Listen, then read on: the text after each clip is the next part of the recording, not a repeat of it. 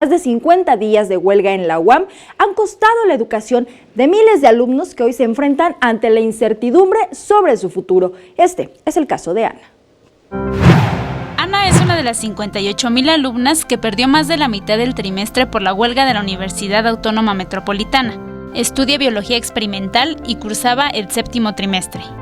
Hubo la 13ª mesa de negociación. Básicamente fue como lo mismo de todas las mesas de negociaciones, no llegaron a ningún acuerdo y vaya, seguimos en huelga. Aunque Ana consiguió trabajo temporal durante estos días de paro, sus actividades y su futuro es incierto, debido a que se mantiene a la espera de reanudar sus clases para continuar con sus estudios y su vida normal.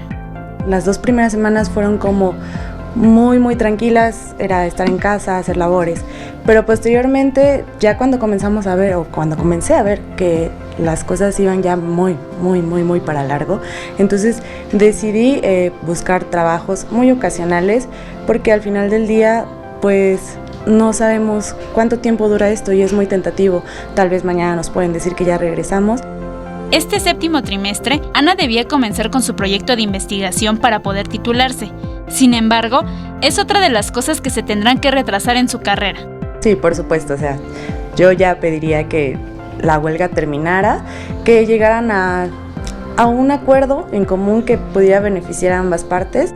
Con imágenes de Liber Rodríguez, Gloria López, 21 Noticias.